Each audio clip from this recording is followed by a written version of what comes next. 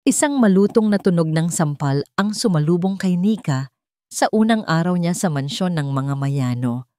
Kasabay ng pagbagsak ng isang maliit na katawan sa makintab na sahig, naramdaman niya ang pagkuyom ng kanyang mga kamao sa gilid ng kanyang palda. Ang babaeng katulong na ipinakilala sa kanya kanina bilang si Niset ay napahawak sa kanyang namumulang pisngi habang nangingilid ang mga luha sa kanyang mga mata. Ilang beses ko bang sasabihin sa'yo na ayokong makakita ng kahit isang butil ng alikabok sa pamamahay na to? Ang boses ni Ma'am Krisha Mayano ay kasing lamig ng marmol na sahig na kinatatayuan nila. Pinunasan nito ang kamay na ipinanampal sa isang panyong sutla na para bang isang napakaruming bagay ang kanyang hinawakan. Nakatayo ito sa gitna ng sala. Perpekto ang pagkakaayos ng buhok. Suot ang isang mamahaling bestida na walang bahid ng kahit anong lukot. Huwag kang kikilos, Nika. Huwag kang gagawa ng eksena. Mariing paalala niya sa kanyang sarili. Hindi siya si Detective Nika de Gala ngayon. Isa lang siyang bagong katulong na nagngangalang Nika. At ang misyon niya ay mas mahalaga kaysa sa pagiging isang bayani sa unang araw pa lang. Pero hindi niya mapigilang pagmasdan ng eksena na may halong propesyonal na pag-aaral at personal na galit. Ang pagmamaltrato ay malinaw. Ang tanong ay, hanggang saan ang kayang gawin ng isang babaeng tulad ni Krisha? Ang pagkawala ba ng manugang nitong si Cristel Mayano ay parte ng kalupitang ito? Ano? Hindi ka sasagot? Muling tanong ni Krisha, ang boses ay tumaas ng bahagya. Sorry po, ma'am. Halos pabulong na sagot ni Niset habang pinipilit na bumangon. Hindi ko kailangan ng sorry mo. Ang kailangan ko ay trabahong maayos. Sa sandaling iyon, isang anino ang dumaan sa may malaking pinto. Isang matangkad na lalaki, si Noah Mayano, ang nag-iisang anak ni Krisha at ang asawa ng nawawalang si Cristel. Nakita niya ang lahat. Nakita niya si Niset na nasa sahig, ang galit sa mukha ng kanyang ina. Ngunit ang mga mata ni Noah ay blanko, walang emosyon. Para siyang tumitingin sa isang pamilyar na palabas na paulit-ulit na niyang napanood. Sir Noah, bati ni Krisha, ang boses ay agad na lumambing na para bang ibang tao. Tumangulang ang lalaki. Ang mga mata nito ay dumaan kay Niset pagkatapos ay sa kanya. Isang malamig na sulyap na tumagal lang ng isang segundo bago ito nagpatuloy sa pag-akyat sa malawak na hagdanan. Hindi man lang ito nagsalita. Hindi man lang nito tinulungan ang kawawang katulong. Iyon ang mas nakapagpakilabot kay Nika. Ang pananahimik ni Noah ay mas nakakabingi kaysa sa sigaw ni Krisha. At ikaw, baling sa kanya ni Krisha, tiningnan siya mula ulo hanggang paa. Ikaw si Nika, hindi ba? Sumunod ka sa akin. Ipapakita ko sa iyo ang kwarto mo. At isa lang ang tatandaan mo dito. Gawin mo ang trabaho mo at huwag kang maging pabigat tulad niya. Sumunod si Nika nang walang imik. Ang kwarto niya ay maliit at nasa pinakalikod na bahagi ng mansyon, malapit sa kusina. Masikip at halos hindi siya makahinga. Malayong malayo sa karangyaan na nakita niya sa sala. Pero sapat na ito para sa kanya. Ang kailangan lang niya ay isang lugar para makapag-isip at makapagplano. Nang iwan na siyang mag-isa, agad niyang isinara at nilock ang pinto. Tiningnan niya ang buong paligid, hinahanap ang anumang senyales ng mga nakatagong kamera o mikropono. Nang makontento siyang malinis ang kwarto, kinuha niya mula sa isang sikretong bulsa ng kanyang bag ang isang napakaliit na listening device. Maingat niyang idinikit iyon sa ilalim ng isang maliit na mesa sa sulok. Maliit na hakbang, pero ito na ang simula. Ito ang paraan niya para malaman ang mga bulong sa mansyon na ito, ang mga sikretong itinatago sa likod ng mga nakasarang pinto. Kinagabihan, matapos ang walang katapusang paglilinis, inutusan siya ni Krisha na ayusin ang mga libro sa private study ni Noah. Ito na ang pagkakataon niya. Maingat siyang pumasok sa silid. Amoy, mamahaling papel at kahoy. Ang lahat ay nasa perpektong ayos, masyadong maayos. Tila walang gumagamit. Sinimulan niyang ayusin ang mga libro sa isang estante, habang ang kanyang mga mata ay palihim na naglilibot, naghahanap ng kahit anong kakaiba. Isang susi, isang papel, kahit ano. Sa kanyang pag-abante, hindi niya sinasadyang masagi ang isang maliit na tumpok ng mga libro sa gilid ng mesa. Nalaglag ang mga ito sa sahig na may kasamang malakas na kalabog. Natigilan si Nika. Ang puso niya ay kumabog ng mabilis. Nakikinig siya, naghihintay kung may narinig ba sa kanyang ginawa. Nang wala siyang narinig na mga yabag, mabilis siyang yumuko para pulutin ang mga libro. Ngunit sa ilalim ng mga ito, sa sahig, may isang bagay na nakakuha ng kanyang pansin, isang litrato. Nang damputin niya ito, nakita niyang larawan ito ng isang napakagandang babae na may matamis na ngiti. Si Cristel Mayano, pero ang litrato ay punit sa gitna. Punit na tila ginawa sa matinding galit. Mabilis na kinunan ni Nika ng litrato gamit ang kanyang cellphone, ang punit na larawan ni Cristel, bago niya ito maingat na inilagay pabalik sa sahig. Tinabunan niya ulit ito ng mga libro, eksakto sa paraan ng pagkakatumpok nito kanina. Walang dapat makaalam na napakialaman niya ang kahit ano. Sa mansyon na ito, pakiramdam niya ay may mga mata sa lahat ng dako, nagmamasid sa bawat galaw. Kinabukasan, habang nag-aalis siya ng alikabok sa isang florera, sa pasilyo sa itaas, narinig niya ang mga boses mula sa nakabukas na pinto ng opisina ni Krisha. Hindi ko maintindihan kung bakit kailangan pa nating pag-usapan to, Mama. Boses iyon ni Noah, mahina at tila pagod. Dahil kailangan mong laging tandaan. Ang sagot ni Krisha ay matalas na parang bubog. Kailangan mong tandaan na kung hindi dahil sa akin, wala ka ngayon sa kinalalagyan mo. Ang lahat ng to, narinig ni Nika ang isang malakas na kalampag sa mesa, ay mawawala sa isang iglap kapag nakalimutan mo ang isang pagkakamaling hindi mo na mabubura. Isang pagkakamali. Iyon na naman ang narinig niya. Anong klaseng pagkakamali ang kayang gawing sunod-sunuran ang isang lalaking tulad ni Noah? Alam ko po, sagot ni Noah. Walang pagtutol, walang galit, tanging pagsuko. Lumayo si Nika sa pinto bago pa man may makakita sa kanya. Ang bawat impormasyong nakukuha niya ay nagdaragdag lang sa misteryo sa halip na magbigay ng linaw. Sinubukan niyang lapitan si Nisette. Nakita niya itong nag-iisa sa kusina, naghuhugas ng mga pinagkainan. Ang pamamaga sa pisngi nito ay bahagya ng humupa. Pero kitang-kita pa rin ang bakas ng palad ni Krisha. Nisette! Tawag niya ng marahan. Napatalon sa gulat ang dalaga at agad na lumingon-lingon sa paligid na para bang may multong nagbabantay. Ayos ka lang ba? Tanong ni Nika. Isang mabilis na tango lang ang isinagot ni Nisette. Ibinalik nito ang atensyon sa hinuhugasan at ang mga kamay nito ay nanginginig. Kung may kailangan ka.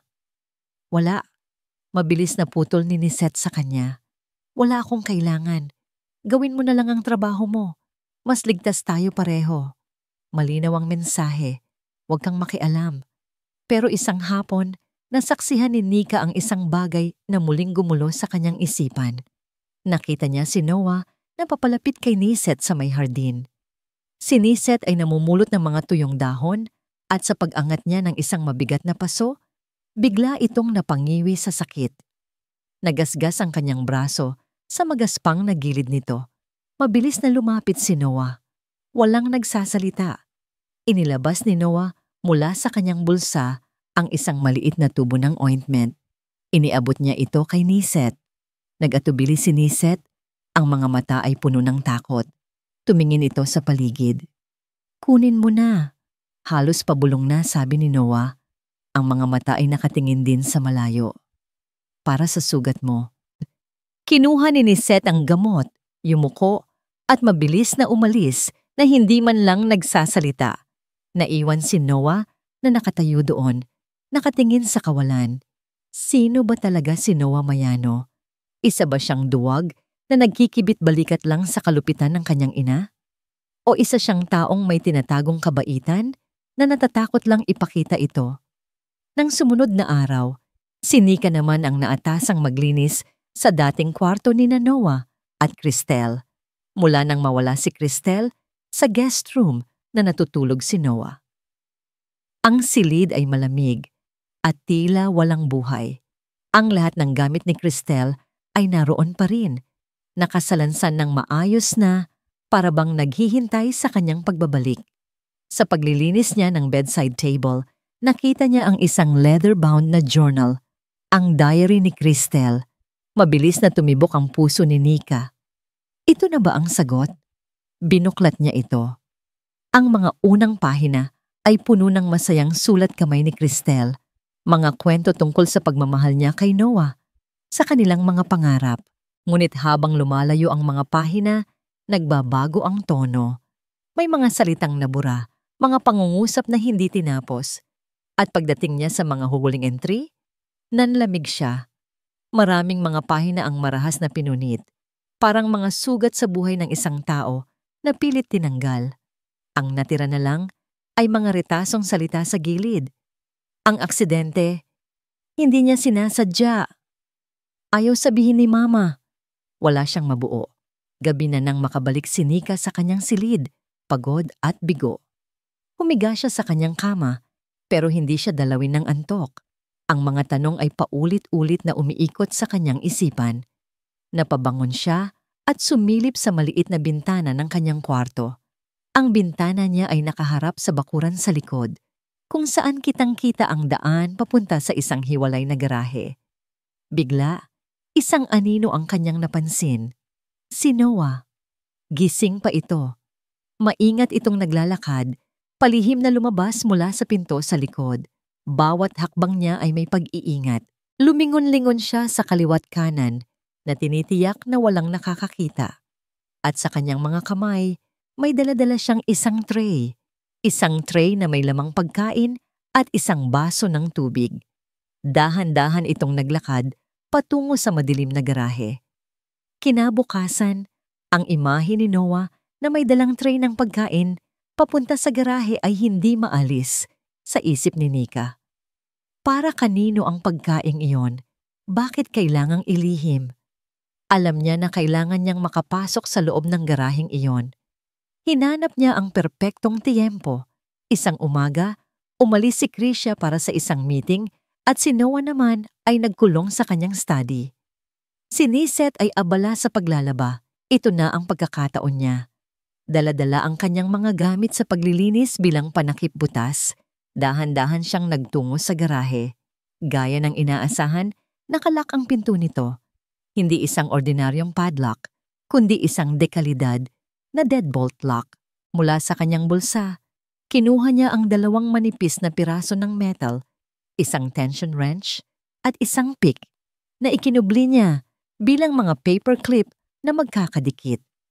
Ito ang mga sandali kung saan ang kanyang pagsasanay bilang detective ay nagiging mas mahalaga kaysa sa pagwawalis. Ipinasok niya ang tension wrench, dahan-dahang nag-apply ng pressure. Isinunod niya ang pick, kinakapa ang mga pin sa loob ng seradura. 1, 2. Nang bigla, narinig niya ang mga yabag. Mga yabag na pamilyar at nakakakilabot. Si Krisha. Mabilis na ibinulsa ni Nika ang kanyang mga gamit at nagpanggap na pinupunasan ang doorknob. Tamang-tama. Bumukas ang pinto sa likod at lumabas si Krisha. Mukhang may nakalimutan ito.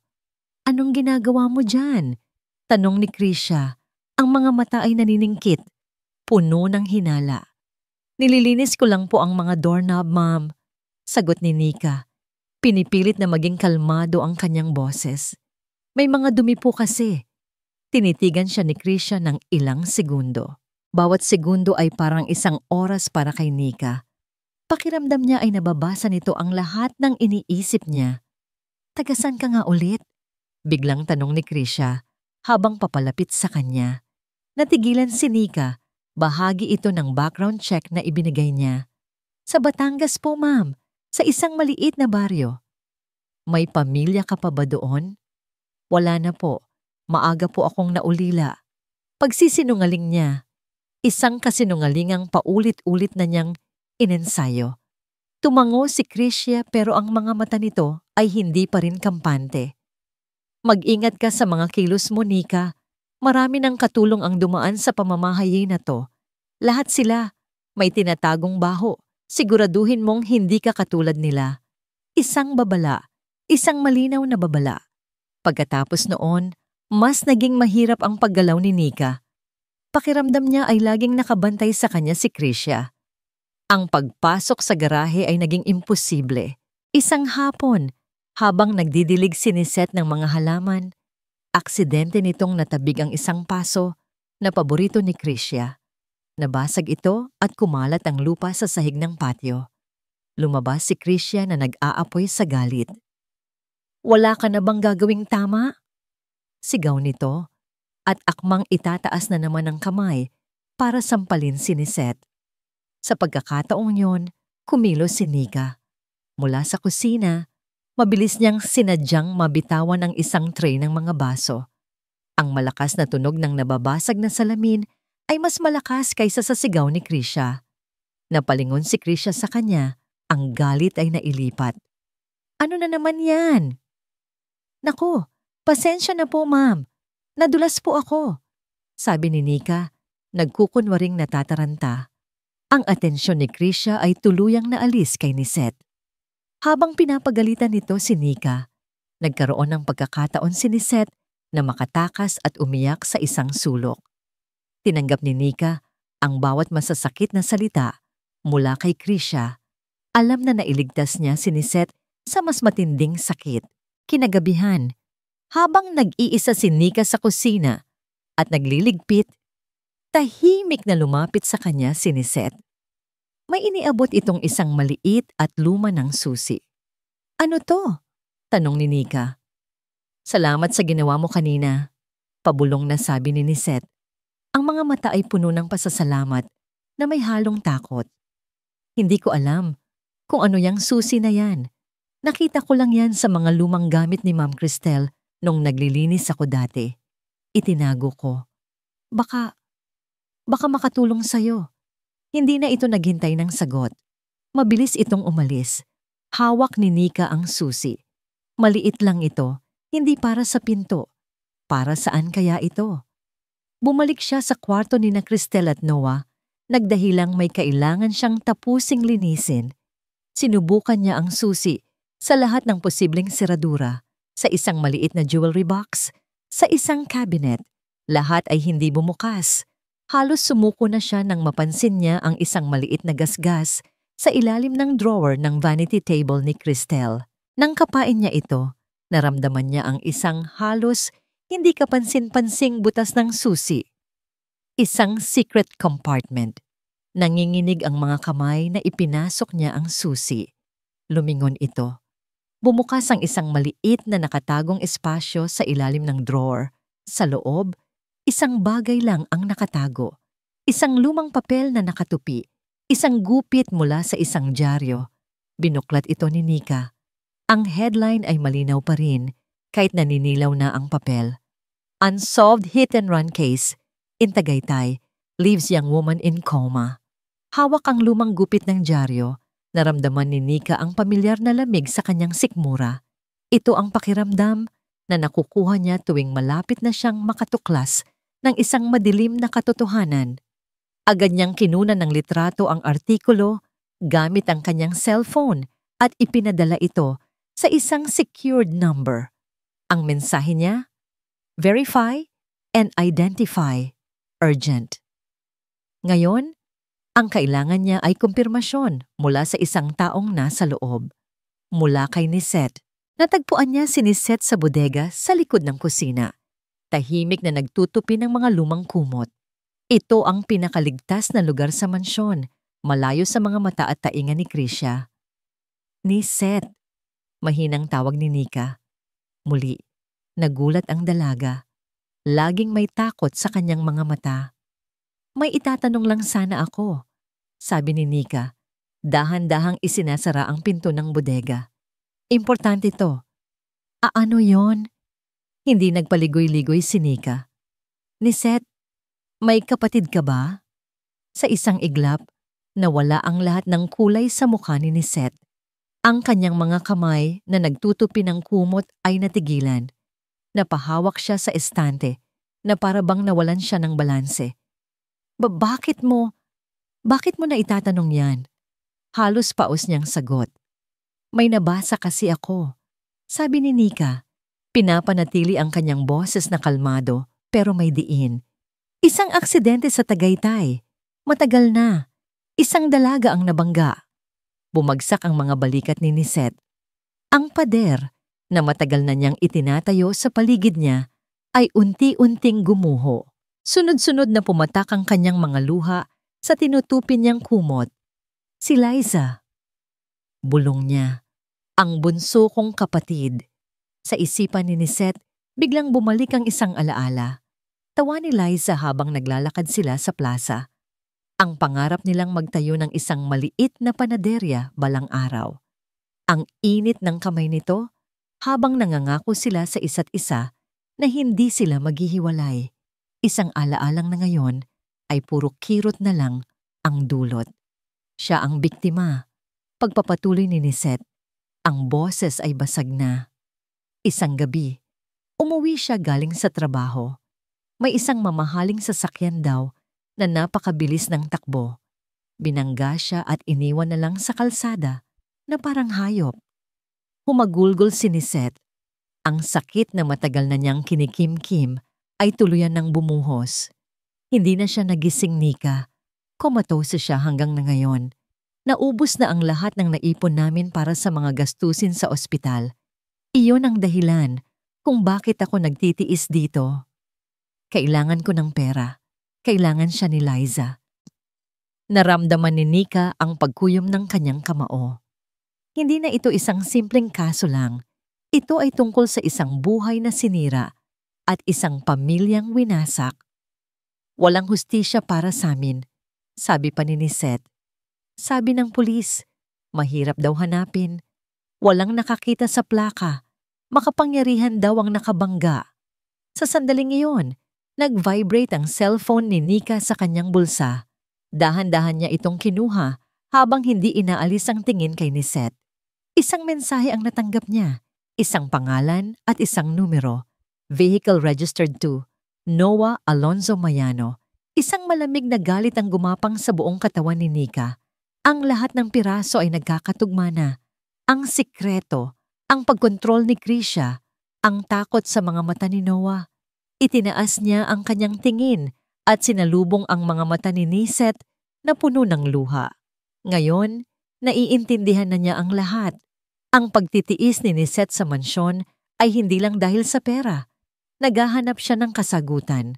Tila nabasa ni Niset ang nasa isip niya. Pinunasan nito ang kanyang mga luha at sa unang pagkakataon, nakita ni Nika ang isang kislap ng tapang sa mga mata nito. Isang tapang na isinilang mula sa matinding sakit at pagkawala ng pag-asa. Alam kong sila ang may gawa, mariing sabi ni Niset. Ang boses ay hindi na nanginginig. At alam kong nalaman iyon ni Ma'am Cristel bago siya nawala. Ang mga salita ni Niset ay nag-iwan ng marka kay Nika. Hindi na lang ito isang misyon. Naging personal na ito. Ngayon, may kakampi na siya. Isang kakampi na may dahilan para isugal ang lahat. Ang garahe. Sabi ni Nika kay Niset nang magkaroon sila ng pagkakataong mag-usap muli. Lagi siya nang pumupunta doon tuwing gabi. Kailangan kong malaman kung ano ang nasa loob. Isang plano ang nabuo sa pagitan ng dalawang katulong sa gitna ng mga bulong at ninakaw na sandali. Isang plano na simple pero mapanganib. Kinahapunan, habang si Krisha ay nagbabasa ng isang magazine sa sala, nagkatinginan sina Nika at Niset mula sa magkabilang dulo ng pasilyo. Isang tango mula kay Nika ang nagsilbing hudyat. Huminga ng malalim si Niset. Naglakad siya patungo sa isang mamahaling florera na gawa sa porselana na nakapatong sa isang mesang garing. Ito ang paboritong palamuti ni Krisha sa buong bahay at sa isang iglap, Aksidente itong nasagi ni Seth. Ang tunog ng nababasag na porselana sa marmol na sahig ay nakabibingi. "Anong ginawa mo?" Ang sigaw ni Krisha ay umalingaw-ngaw sa buong mansyon, habang ang lahat ng atensyon ni Krisha ay nakatuon sa nagkakalat na bubog at sa nanginginig na siniset. Iyon na ang pagkakataon ni Nika. Mabilis pero tahimik, lumabas siya sa pinto sa likod at tinungo ang garahe. Wala nang oras para sa maingat na pag-lockpick. Ginamit niya ang isang mas matibay na tension wrench at sa kaunting puwersa, narinig niya ang isang click. Bumukas ang pinto. Pumasok siya at maingat na isinara ang pinto sa kanyang likuran. Madilim sa loob. Amoy alikabok at langis. Isang mamahaling kotse ang nakaparada sa gitna. Ang kotse ni Noah. Sa gilid ay may mga estanteng puno ng mga lumang gamit at kahon. Nilibot niya ang kanyang paningin. Walang kama. Walang kahit anong senyales na may taong itinatago dito. Nasaan ang pinupuntahan ni Noah gabi-gabi? Sinimulan niyang kapain ang mga pader, malamig at matigas na semento. Ngunit sa pinakadulong bahagi, sa likod ng isang malaking estante, may napansin siyang kakaiba. Nang itulak niya ang estante, lumikha ito ng ingay, pero hindi niya pinansin. Sa likod nito, nakita niya ang isang bahagi ng pader na iba ang texture, mas makinis. Nang katukin niya ito, ang tunog ay iba, mahina at hungkag. Isang huwad na pader. Ginamit niya ang dulo ng isang screwdriver para hanapin ang mga gilid nito. Nakita niya ang isang manipis na siwang. Sa paggamit niya ng lakas, dahan-dahang gumalaw ang isang bahagi ng pader na tila isang pinto na walang doorknob. Isang madilim na silid ang bumungad sa kanya. May amoy ng gamot at pagkain na hindi naubos. At mula sa kadiliman, narinig niya ang isang mahinang tunog. Isang pag-ubo, isang tunog, ng isang taong humihinga ng may kahirapan. Sino yan? Isang boses ng babae ang narinig niya. Mahina at garalgal, maingat na humakbang si Nika papasok. Ang tanging liwanag ay nanggagaling sa siwang ng pinto. Sa gitna ng maliit na kwarto, sa ibabaw ng isang simpleng kama, may isang anin.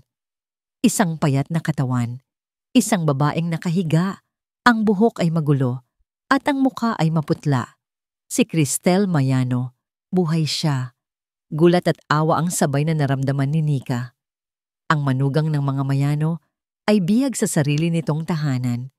Lalapitan na sana niya si Cristel nang biglang magsalita ulit ito. Ang boses ay puno ng takot. "Huwag kang mag-iingay," bulong ni Cristel. Paparating na siya. Bago pa man makapagtanong si Nika kung sino ang tinutukoy nito, narinig nila ang malakas na pagbukas ng pangunahing pinto ng garahe. Ang liwanag mula sa labas ay biglang pumasok at sa gitna ng liwanag na yon, isang matangkad na anino ang tumayo. Natigilan si Nika. Ang puso niya ay nagsimulang kumabog na parang tambol. Pumasok si Noah. Nakatayo si Noah sa bungad ng garahe. Ang liwanag mula sa labas ay lumilikha ng isang nakakatakot na anino sa kanyang likuran. Sa kanyang mga kamay, isa na namang tray ng pagkain. Nabitawan niya ito. Ang tunog ng nabasag na plato ay umalingaw-ngaw sa loob ng tahimik na lugar. Sa isang iglap, ang katawan ni Nika ay bumalik sa pagiging isang detective. Ang kanyang postura ay naging depensiba. Humakbang siya ng bahagya. Inilalagay ang sarili sa pagitan ni Noah at ng nakahigang si Cristel. Handa siyang lumaban.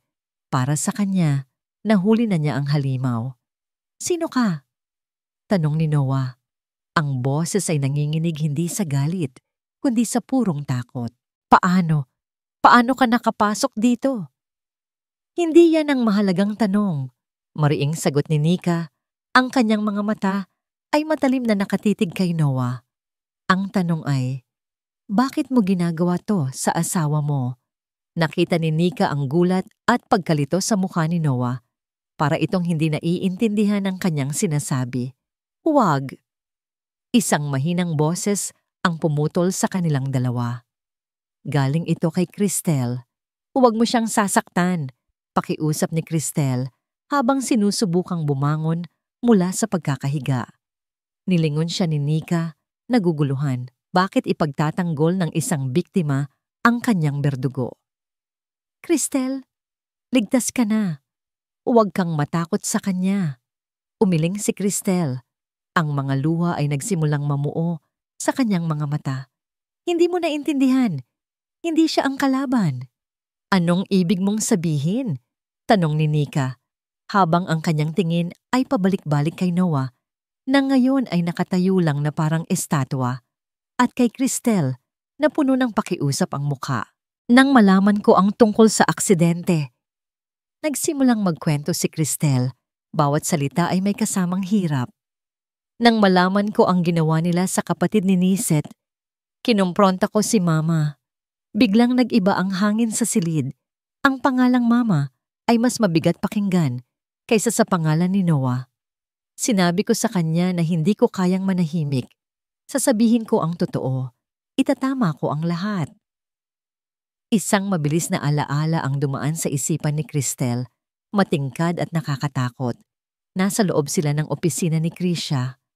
Ang mukha ng biyenan niya ay kalmado, pero ang mga mata nito ay kasing lamig ng yelo.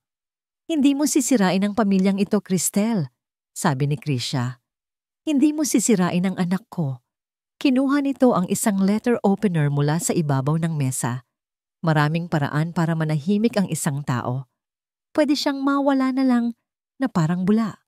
Sa sandaling iyon, pumasok si Noah. Nakita niya ang letter opener sa kamay ng kanyang ina. Ang takot sa mga mata ni Cristel. Walang salitang hinila ni Noah si Cristel palabas ng silid. Magtago ka muna. Mahal ko. Nanginginig na pakiusap ni Noah habang nasa loob sila ng kanilang kwarto. Please, may gagawin si Mama sa'yo. Hayaan mong ako ang humanap ng paraan. Pangako, aalis tayo dito. Magtiwala ka sa akin. Pagbalik sa kasalukuyan, si Cristel ay humahagulgol na. Gusto niya akong patahimikin, sabi ni Cristel kay Nika. Gusto niya akong iligpit. Si Noah, itinago niya ako dito para iligtas ako sa kanya. Parang isang malakas na sampal ang naramdaman ni Nika. Ang lahat ng teorya niya, ang lahat ng hinala niya ay gumuho sa isang iglap. Tumingin siya kay Noah. Ang lalaking akala niya ay isang halimaw ay nakatayo doon.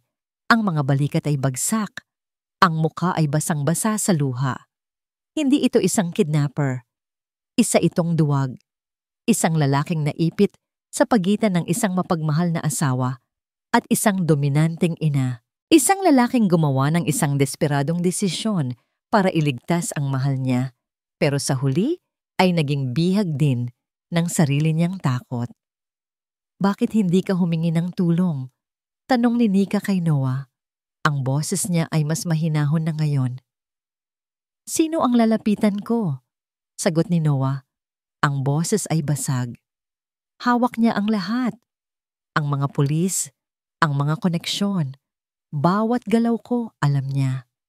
Araw-araw, sinasabi ko sa sarili ko na, bukas ko na gagawin. Bukas na tayo aalis. Pero ang bukas na yon, hindi dumadating. Natakot ako. Nauunawaan na ngayon ni Nika. Si Noah ay isang biktima rin, nakakulong sa isang hawlang gawa sa pera, kapangyarihan, at isang lumang kasalanan. Lumapit si Nika kay Cristel at hinawakan ang kamay nito. Aalisin kita dito. Hindi ganun kadali, sabi ni Noah habang pinupunasan ang kanyang mga luha. Kung bigla na lang kayong mawawala, alam niyang may tumulong sa inyo. Hahanapin niya kayo, at kapag nahanap niya kayo, hindi ko na alam kung ano ang kaya niyang gawin. May punto siya. Kailangan nilang maging matalino. Tumingin si Noah kay Nika at sa unang pagkakataon, nakita ni Nika ang isang kislap ng determinasyon sa mga mata nito. Isang determinasyon na isinilang mula sa kawalan ng pag-asa. Tulungan mo kami, pakiusap ni Noah. May malaking party sa Sabado. Anniversary nila ni Papa. Naroon ang lahat ng mahahalagang tao. Iyon na ang huling pagkakataon natin bago niya kami tuluyang sirain. 2 araw. 2 araw na lang ang natitira bago ang anniversary party ng mga Mayano. Para kay Nika, ang bawat oras ay parang isang butil ng buhangin na mabilis na nauubos sa isang hourglass. Ang plano ay simple sa teorya, pero komplikado at delikado sa pagsasagawa. Sa gabi ng party, habang abala ang lahat, ilalabas ni Noah si Cristel mula sa garahe at itatago sa isang sasakyang inihanda ni Nika. Si Nika naman ang magbibigay ng hudyat sa kanyang team na nag-aabang sa labas. Papasok sila hindi bilang mga pulis, kundi bilang mga health inspector na may dalang pekeng ulat ng food poisoning mula sa catering service. Ito ay para maiwasan ang gulo at bigyan sila ng sapat na oras para mailayo si Cristel ng hindi nakakahalata, si Krisha. Kapag ligtas na si Cristel, doon na papasok ang tunay na warrant of arrest para kay Krisha. Isang gabi, habang nag-iisa sa kanyang kwarto, ginamit ni Nika ang isang special frequency na radyo na nakatago sa loob ng isang lumang power bank para kausapin ang kanyang hepe. "Kumusta ang sitwasyon, Detective De Gala?" tanong ng boses sa kabilang linya. "Nasa atin na ang biktima, sir. Buhay, pero kailangan nating mag-ingat. Ang target ay mapanganib at hindi natin alam ang kaya niyang gawin kapag nasukol." "Naiintindihan ko. Nakahanda na ang team. Hintayin lang namin ang hudyat mo sa Sabado. Mag-iingat ka, Nika." "Yes, sir." Pero habang papalapit ang araw ng party, nararamdaman ni Nika ang pagbabago sa kilos ni Krisha. Mas matalas na itong tumingin. Mas tahimik. Mas mapagmasid. Tila may nararamdaman itong mali. Isang hapon, habang nagpupunas si Nika ng isang malaking salamin sa pasilyo, lumapit si Krisha mula sa kanyang likuran. "Nika," sabi nito sa isang boses na kalmado, pero may kakaibang bigat. "Po, ma'am." "Alam mo, pamilyar ang mukha mo," sabi ni Krisha habang tinitingnan ang refleksyon ni Nika sa salamin. "Madalas ka ba sa may presinto sa kanto?" Nanigas ang buong katawan ni Nika. Naramdaman niya ang malamig na pawis na nagsimulang tumulo sa kanyang likod. Alam na ba niya? Isang patibong bato? Ngumiti siya. Isang pekeng ngiti na inensayo niya ng paulit-ulit. "Ah, opo, ma'am. Minsan po. Ang tiyahin ko po kasi nagtitinda ng merienda malapit doon. Dinadalaw ko po kapag may pagkakataon." Isang perpektong palusot. Simple at kapani-paniwala. Tinitigan siya ni Krisha sa pamamagitan ng salamin. "Ganun ba?" Iyon lang ang sinabi nito bago ito tumalikod at umalis. Kahit nakaalis na si Krisha, nanatiling hindi gumagalaw si Nika. Ang puso niya ay dumadagundong. Hindi iyon isang simpleng tanong. Iyon ay isang pagsubok. Isang bala na ipinaputok sa tabi mismo ng kanyang tainga para tingnan kung kikilos siya. Dahil sa insidenteng iyon, naging doble ang pag-iingat ni Nika. Alam niyang pinagmamasdan siya. Nang gabing iyon, hindi siya mapakali. May mali sa kanyang kwarto. Pakiramdam niya ay may mga matang nakatitig sa kanya kahit mag-isa siya. Sinimulan niyang suriin ang bawat sulok, ang ilalim ng kama, ang likod ng cabinet. Wala siyang makita. Hanggang sa napatingin siya sa isang lumang wall clock na nakasabit sa tapat ng kanyang kama. Isang simpleng orasan lang. Pero sa gitna, sa pinakapuno ng mga kamay nito, may isang butas na mas maliit pa sa ulo ng karayom. Isang butas na hindi dapat nandoon. Kinuha niya ang isang silya at maingat na inabot ang orasan. Ginamit niya ang dulo ng isang clip para kalikutin ang butas. Isang napakaliit na lente ang kanyang nakita. Isang hidden camera. Nanlamig ang buong katawan niya. Alam na ni Krisha.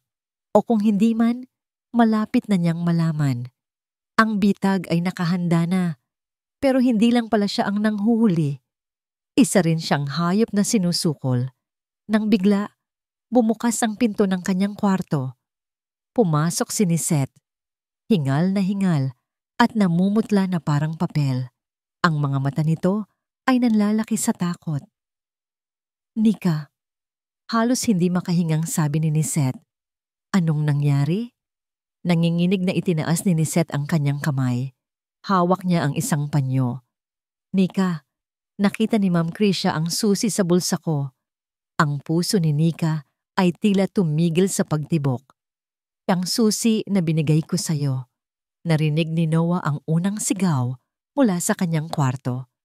Agad niyang nakilala ang boses. Si Nisette. Isang sigaw na puno ng sakit at takot. Gusto niyang tumakbo. Gusto niyang sumigaw na itigil na ito.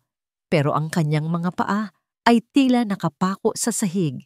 Ang pamilyar na takot sa kanyang ina ay muling gumapang sa kanyang buong katawan. Isang lason na matagal nang nananalaytay sa kanyang mga ugat. Saan mo dinala ang susi, ha? Narinig niya ang boses ni Krisha, matigas at walang awa. Magnanakaw ka. Anong binabalak mong kunin sa pamilya ko? Wala po, ma'am. Maawa po kayo. Pagmamakaawa ni Nisette. Narinig ni Noah ang isang kalabog, sinundan ng isang mahinang iyak. Napapikit siya ng mariin. Ang imahe ni Cristel na nakakulong sa madilim na silid at ang tunog ng pagpapahirap kay Nisette sa labas ay tila dalawang pader na unti-unting lumalapit para durugin siya sa gitna. Pagkatapos ng ilang sandali, narinig niya ang utos ni Krisha sa mga security guard. Dalhin ninyo yan palabas, itapon ninyo sa kalsada, at siguraduhin ninyong hindi na siya makakatapak pa kahit kailan sa pamamahay na to. Nawala na ang huling kakampi nila. Nag-iisa na lang si Nika. Isang nakakabinging katahimikan ang pumalibot sa mansyon. Pagkaraan ng ilang minuto, dahan-dahang bumukas ang pinto ng kwarto ni Noah. Ang kanyang ina, si Krisha, ang pumasok. Kalmado ang mukha nito. Walang emosyon, malamig.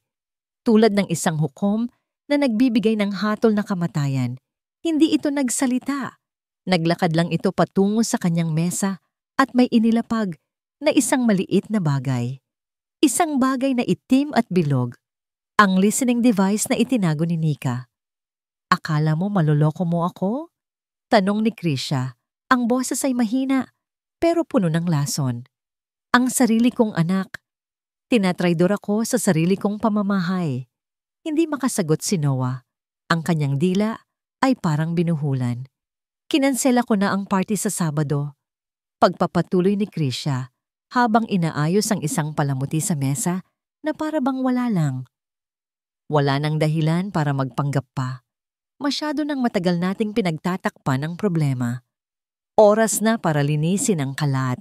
Tumingin ito sa kanya at sa mga mata nito, nakita ni Noah ang isang bagay na mas nakakatakot kaysa sa galit. Isang malamig na determinasyon. Ang babaeng yan, sabi ni Krisha, tumutukoy kay Cristel. Ang asawa mo. Siya ang cancer sa pamilyang to. At ang cancer, tinatanggal. Kinuha ni Krisha ang kanyang cellphone at may tinawagan. Roman, pumunta ka dito. Si Roman, ang personal na bodyguard ni Krisha. Isang malaking tao na walang ibang sinusunod kundi ang kanyang ina. Nang pumasok si Roman sa silid, tumingin si Krisha dito. Tapusin na natin ito. Utos niya. At ang kanyang mga mata ay lumingon sa direksyon ng garahe. Sa sandaling iyon, may nagbago sa loob ni Noah. Ang takot na matagal nang nagpaparalisa sa kanya ay biglang napalitan ng isang bagay na mas malakas. Ang imahe ng mukha ni Cristel. Ngumingiti. Nagtitiwala sa kanya. Naghihintay na tuparin niya ang kanyang pangako. Pangako, aalis tayo dito. Habang nakatalikod ang kanyang ina at nagbibigay ng huling instruction kay Roman, nakita ni Noah ang isang mabigat na paperweight na gawa sa salamin sa ibabaw ng kanyang mesa. Hindi ito isang pinag-isipang galaw. Ito ay puro instinct, isang desperadong pagsabog ng isang taong wala ng pagpipilian. Bago pa man makalingon si Roman, mabilis na dinampot ni Noah ang paperweight at buong lakas na ipinalo sa likod ng ulo nito. Isang malakas na kalabog. Nanlaki ang mga mata ni Krisha sa gulat habang bumagsak ang walang malay na katawan ni Roman sa sahig. Tumingin siya kay Noah na para bang ngayon lang niya ito nakita. Pero hindi na nag-aksaya ng panahon si Noah. Binitawan niya ang paperweight tabot at tumakbo. Tumakbo siya papalabas ng kanyang silid, nilagpasan ng kanyang naguguluhang ina. Isa lang ang nasa isip niya, si Nika. Tinungo niya ang pasilyo papunta sa mga silid ng katulong. Walang katok-katok. Buong lakas niyang kinalampag ang pinto ng kwarto ni Nika. "Nika, buksan mo!" Sigaw niya asama ni T.E.D.M.D. Ang boses ay puno ng pagkasindak. "Nika, kailangan nating umalis ngayon din. Alam na niya ang lahat." Ang malakas na kalampag sa pinto ay parang putok ng baril sa tahimik na gabi. Sa pagbukas ni Nika ng pinto, isang hingal na hingal at desperadong Noah ang bumungad sa kanya. Alam na niya ang lahat.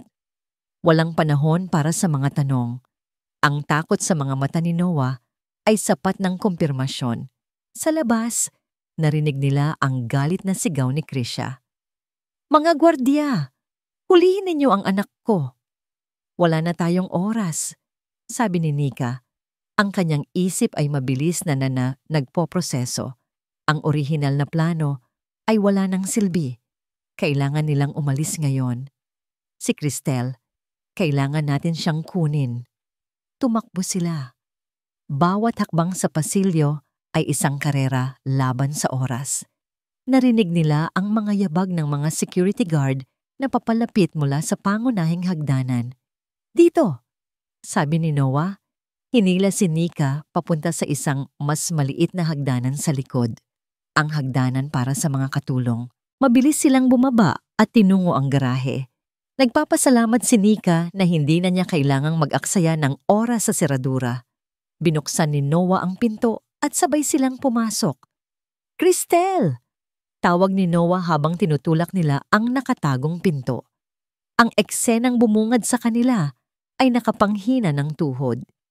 Si Cristel, na narinig ang kaguluhan, ay nagtangkang tumayo.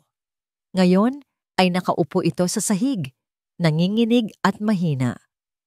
"Noah, anong nangyayari?" "Aalis na tayo," sabi ni Noah, habang marahan niyang itinayo ang kanyang asawa. Inalalayan siya ni Nika sa kabilang braso. Pero habang papalabas sila ng garahe, huli na ang lahat. 4 na security guard ang nakaharang sa kanilang daraanan. At sa likuran ng mga ito, nakatayo si Krisha. Ang mukha nito ay kalmado na ulit. Pero ang mga mata ay nag-aapoy sa galit. "Saan kayo pupunta?" tanong ni Krisha sa isang malamig na boses. Ang party ay sa loob. Sa sandaling iyon, ang cellphone na hawak ni Nika ay nag-vibrate. Isang huling pagkakataon. Habang nakatuon ang lahat kay Krisha, mabilis niyang pinindot ang send sa isang pre-written na mensahe. "Code red. Proceed now." "Tapos na ang laro, Krisha," sabi ni Nika. Ang boses ay matatag. Hindi na siya ang katulong na si Nika. Isa na siyang detective. Ngumisi si Krisha. "Anong laro?" "Ang nakikita ko lang ay isang taksil na katulong na tinutulungan ang duwag kong anak na itakas ang kanyang baliw na asawa." "Hindi siya baliw," sabi ni Noah. At sa unang pagkakataon, ang kanyang boses ay walang bahid ng takot. Mayroon itong bigat at galit. "At hindi ako duwag, hindi na." "Talaga?" hamon ni Krisha. "Kung gayon, manood ka." Sumenya si Krisha sa mga gwardiya. "Kunin ninyo sila." Ngunit bago pa man makahakbang ang mga gwardiya, isang malakas na tunog ng sirena ang biglang bumasag sa katahimikan ng gabi. Mula sa labas ng gate, sunod-sunod na ilaw na pula at asul ang umikot. Nagbibigay liwanag sa madilim na bakuran. Nanlaki ang mga mata ni Krisha. Napalingon siya sa gate, hindi makapaniwala. Kasabay noon, bumukas ang mga pinto ng mansyon. Hindi mga bisita sa party ang pumasok, kundi isang grupo ng mga pulis na nakauniporme, mabilis at organisado. Ang mga gwardiya ni Krisha ay natigilan, nalito kung sino ang susundin. Mula sa gitna ng mga pulis, lumabas ang hepe ni Nika.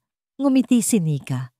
Inilabas niya mula sa ilalim ng kanyang damit ang isang maliit na baril at ang kanyang police badge. Ako si Detective Nika de Gala ng Special Operations Unit.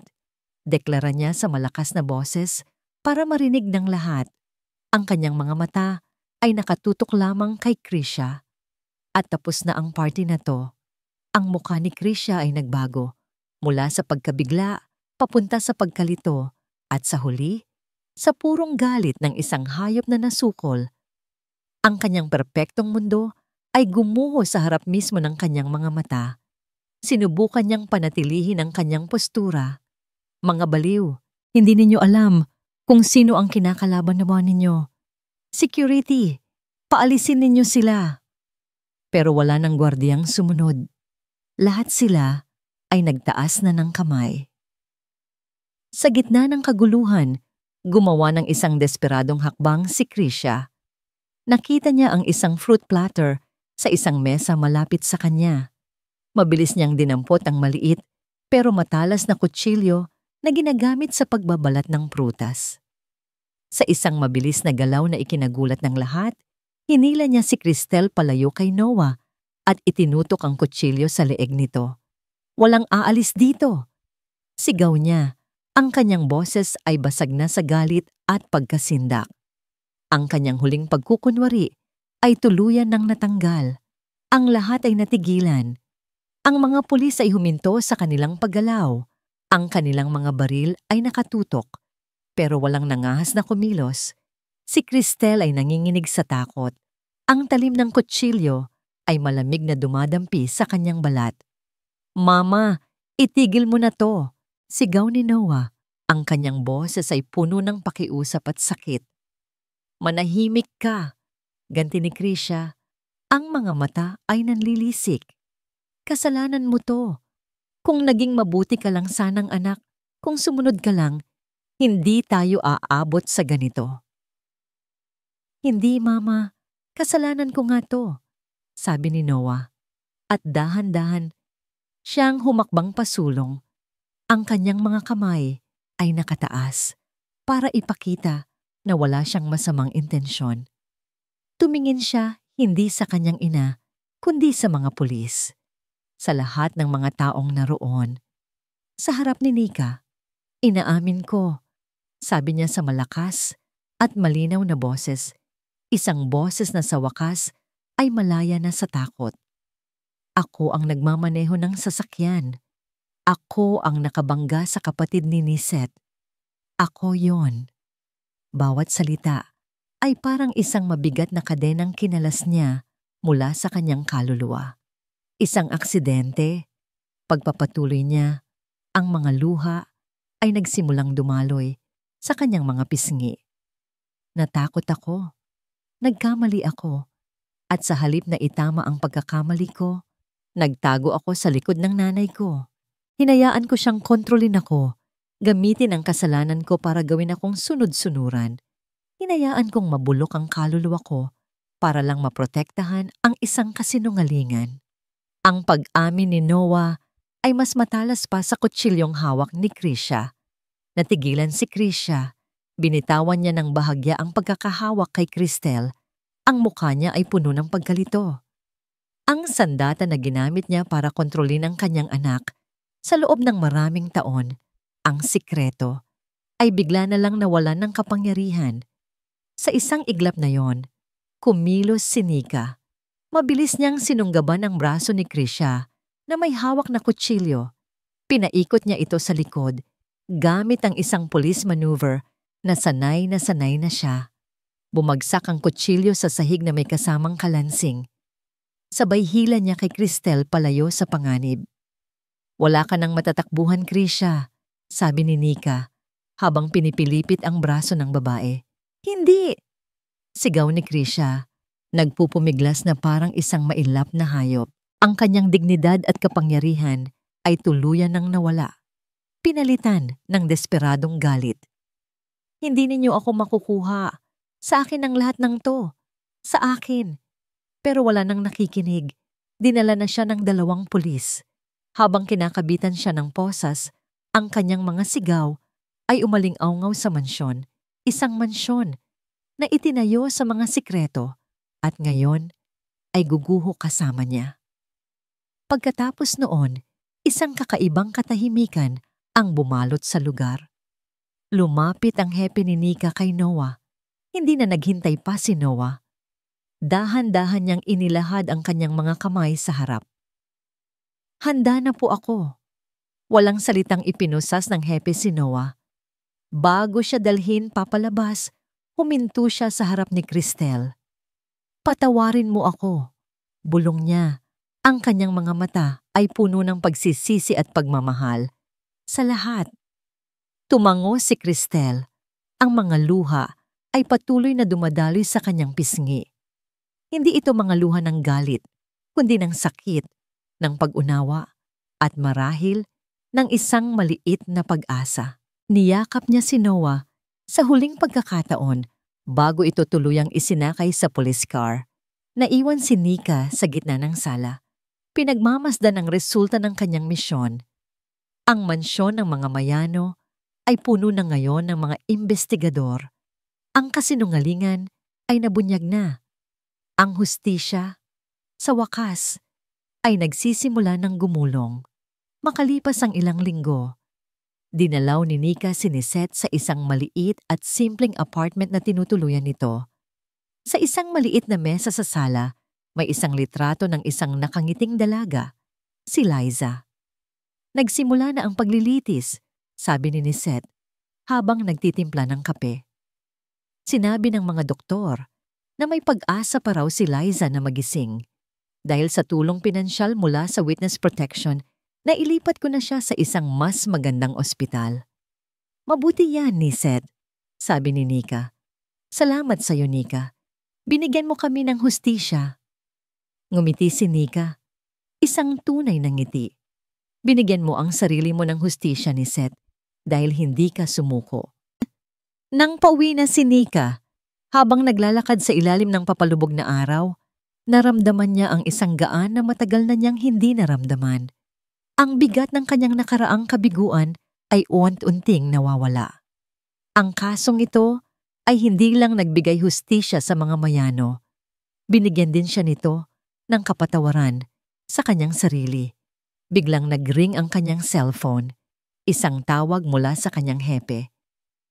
Detective De Gala, sabi ng boses sa kabilang linya.